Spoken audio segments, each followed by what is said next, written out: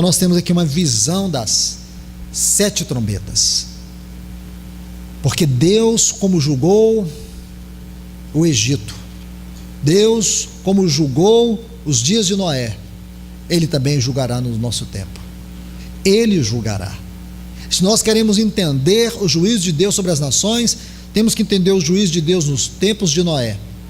Temos que entender o juízo de Deus sobre o Egito. O Egito é uma prefiguração do mundo, é uma tipologia do mundo. Se você quer compreender o que realmente vai acontecer, é melhor você saber o que já aconteceu na palavra de Deus, porque Deus não muda, o seu caráter é imutável, e Ele tem nos dado na sua palavra subsídios suficientes para nós entendermos a sua palavra profética. Nós não podemos ser ignorantes concernente às verdades proféticas. Portanto, meus irmãos e irmãs, vamos prosseguir vendo aqui os acontecimentos nos dias de Noé. Permita-me apenas citar algumas cenas destes dias de Noé. A primeira, falei com vocês, uma geração que os seus dias não foram contados, aquela geração de Caim. Então você vê aqui que no capítulo 4, a genealogia de Caim não é indicada. Nós não encontramos aqui a Bíblia falando quantos anos viveu Caim após gerar os seus descendentes e assim sucessivamente. Anos de vida não são contados. Olhe para a genealogia de Sete no capítulo 5. Nós temos anos de vida sendo contabilizados, porque para Deus, como está aqui no versículo 16 do capítulo 4, esta é uma geração que perdeu a presença de Deus. Aqui está uma definição da nossa sociedade caída hoje, uma sociedade que perdeu a presença de Deus. Você pode tentar passar um lustre, passar um brilho, você pode tentar minimizar as coisas, dizer não, mas não é tão assim, irmãos. Olha, o homem evoluiu tanto, as culturas têm chegado a um ponto de maior liberdade, as pessoas são assim mesmo, olha a influência do mundo virtual, nós hoje somos uma outra geração, a gente tem que ser mais tolerante. Irmãos, vai pensando assim que você vai ver onde é que você vai terminar. Esse não deve ser o nosso comportamento, o nosso pensamento. A gente não pode ser preconceituoso, irmão. Não tem problema de preconceito, eu tenho é conceito. Nós temos que ter conceito, nós temos que ser claros na doutrina. Então a gente fica com medo de desagradar, não é? Porque se você desagradar, a família te exclui, aí você já fica excluído da família. Aí se desagradar de cá, a escola te exclui. Aí se você começar a desagradar lá no trabalho, o trabalho te manda embora. Aí a gente fica o seguinte, fazendo a política da boa vizinhança com todo mundo. Aí depois a gente dobra o joelho diante de Deus e fala: Senhor, ó Senhor, julga essa terra, ó Senhor, faz alguma coisa. Se nós não temos testemunho, eu não estou dizendo, irmãos, que a gente tem que levantar uma bandeira a todo tempo, a toda hora e falar contra tudo. Nós temos que falar quando Deus nos dá oportunidade para falar. Nós temos que falar quando Deus nos dá a palavra para falar. Nós temos que falar quando Deus nos dá o discernimento para falar, porque muitas vezes o nosso silêncio é uma grande pregação. Então nós temos que discernir, nós temos que receber, senão, meu irmão, você quieto já está fazendo uma grande obra. Então não vamos ficar aquém e nem ir além, vamos entender o tempo, a hora e a palavra de Deus. Aí você fala. Hoje nós vemos uma geração cristã que ela prefere estar na linha do mundo do que estar em oposição ao mundo. E nós vamos ver um ponto agora, eu vou tratar basicamente sobre esse tema. Então nós vimos aqui primeiro esta geração sem a presença de Deus, é o primeiro item deste cenário. O segundo é a promiscuidade, a depravação, que você vê aqui a partir do versículo 17, quando diz que Caim coabitou com a sua mulher, concebeu à luz a um filho chamado Enoque. Depois o Enoque, no versículo 19, diz que ele gerou o Lameque. Aí no versículo 19, aliás, ele tomou para si 2 mulheres. Aqui está a primeira poligamia, uma geração promíscua.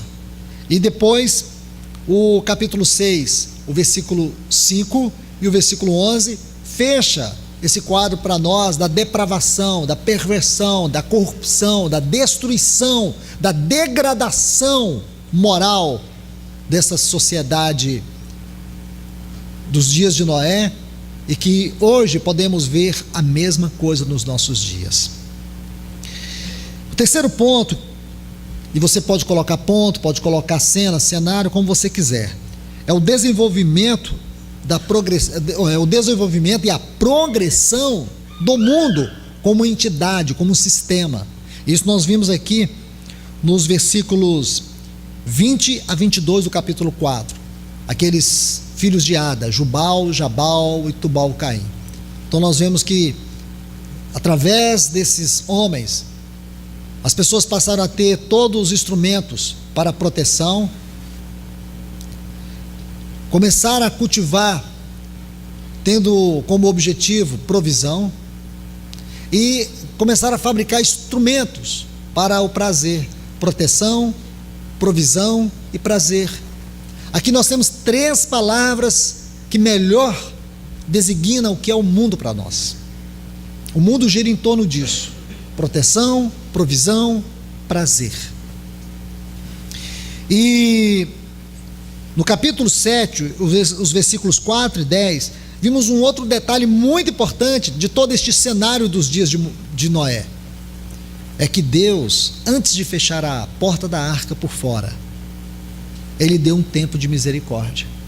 E nós configuramos isto com o versículo 32, 33 de Mateus capítulo 24, com a parábola da figueira.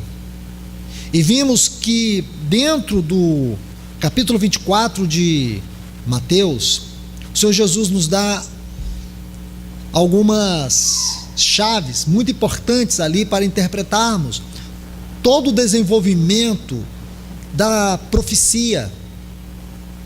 Então, quando você vê essa profecia do capítulo 24 de Mateus, ela é uma profecia que começa ali no ano 70 e vai até os dias finais.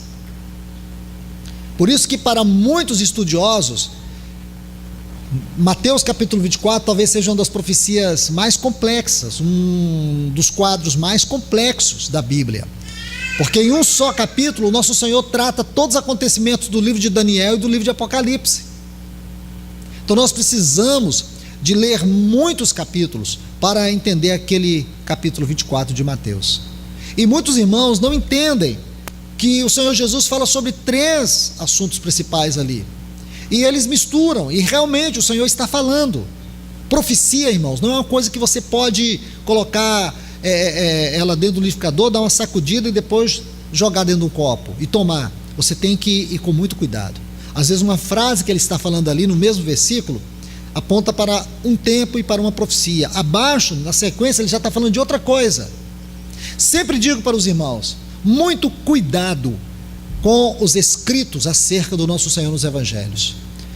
Na verdade, as profundezas das profundezas da Bíblia se encontram nos 4 Evangelhos. A vida, a pessoa, o ensino de Cristo Jesus constituem as verdades mais profundas de toda a Bíblia. Tudo o que ele falou, tudo o que ele disse, requer de nós o mais extremo zelo e cuidado para interpretar. Os discípulos, na convivência com ele, percebiam isso. Lembra quando Jesus mandou os discípulos preparar o cenáculo para a ceia? Ele falou assim: olha, vocês entram numa rua e vê um homem carregando o cântaro. Aí vocês seguem ele e depois vocês dizem lá para o pessoal que o mestre está requerendo aquele cenáculo. É simples isso? Extremamente complicado. Primeiro, que o homem em Israel não carregava cântaro. A gente começa a entender? Então os discípulos devem ter olhado um para o outro assim, e com aquele senso assim de querer rir, assim, mas isso não é difícil, isso é só impossível. Então tudo no nosso Senhor não é simples, nada nele é simples. Ele é o verbo de Deus, não esqueçam isto. Cada atitude dele, entende? Cada atitude.